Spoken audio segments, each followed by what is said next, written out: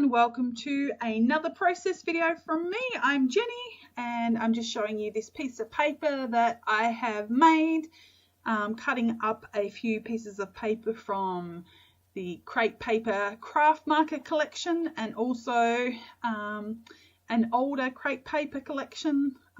Not sure exactly which one it is, but that's the blue ledger on the bottom half of the layout. So I am making a layout today with 4 smaller photos, and I'm wanting one of them to stand out a little bit from the others. So I end up popping one of them up on a little bit of foam tape, and at the moment I'm just using my thickers and I'm writing out the title, which will be called Grandad in Training. So my husband doesn't like the idea of this title, and he would like to think that he's forever young, but you know, the reality is that we're getting older and one day we will be grandparents, and this is like a little bit of training. So like I said, as we're getting older and we have some younger friends who are having babies, we get to look after their children and be part of their lives, and we are like surrogate grandparents. So you know, I had a bit of a laugh with that title and am just using that. And I can't wait till we are grandparents. And my husband was always a very kind and gentle father, and he is, you know, awesome with little kids now as well. And so I can't wait to be grandparents. So that's what this layout is about. But I will get back to the layout and tell you what I've done, which is not much.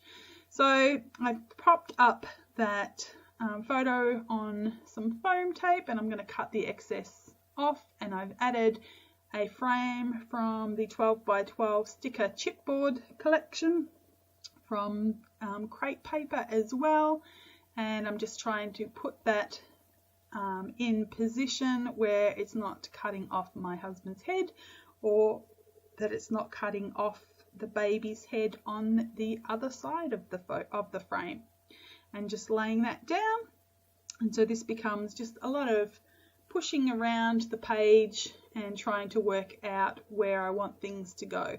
So I liked that banner up there, but I decide that I'm going to move it down and have it on the bottom, because sitting up the top left a gap next to this Grandad word that I really wanted to fill in.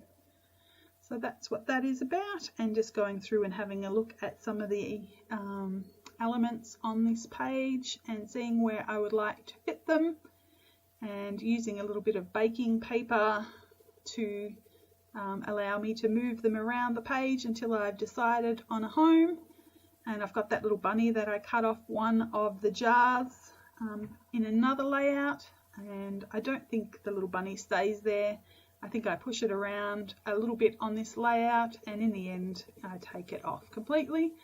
So just adding that Grandad, and I'm okay that the letters are not, you know, don't line up equally and evenly between the frame there. You know, that the G starts at the end of the start of the frame and the D ends up way after the frame. I'm happy with that, because the banner to the left hand side of the word Grandad takes up part of that space anyway, so it still all is balanced to me anyway.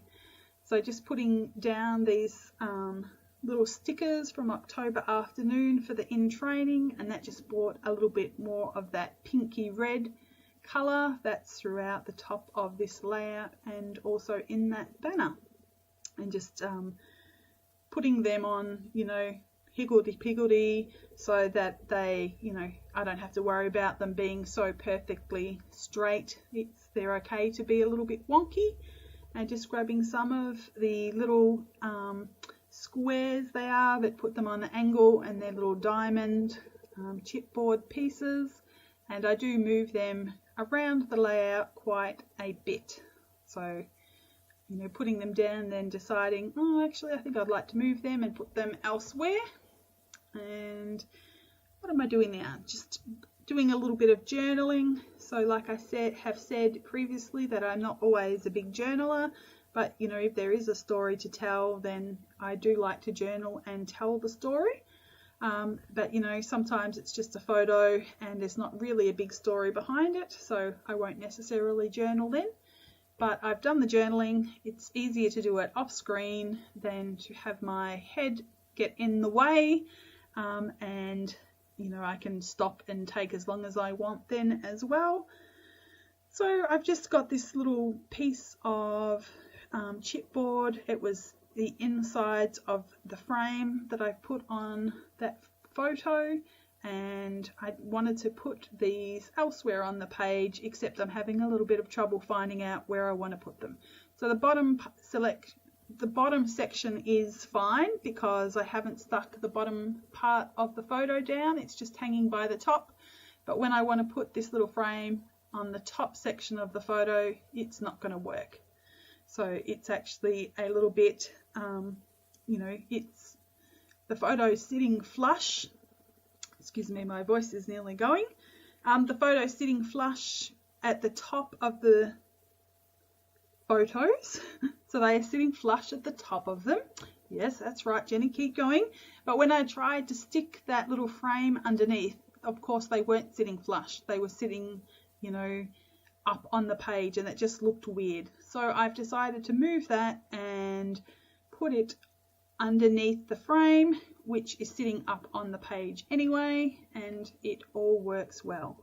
Sometimes narrating these things is hard work. Sometimes my mind can, you know, think exactly clearly and my mouth works in unison, and other times I tell you what, they are not synced together at all. So I'm hoping that you understand exactly what I'm saying, and I thank you for giving me grace to muddle my way through this one. So here I am, I'm just doing a little bit of embellishing. So I think that I'm at, you know, I'm checking it out, saying, yep, I think I'm finished with that, happy with where it's all going. And I'm going to put my black splatters. I tried to open my ink bottle and it didn't work, so I've just grabbed this acrylic ink, acrylic artist ink, and I'm using that. So some stills will be following, so I will leave you there. Thank you for joining me on this muddled narration today, and I will see you next time. Bye!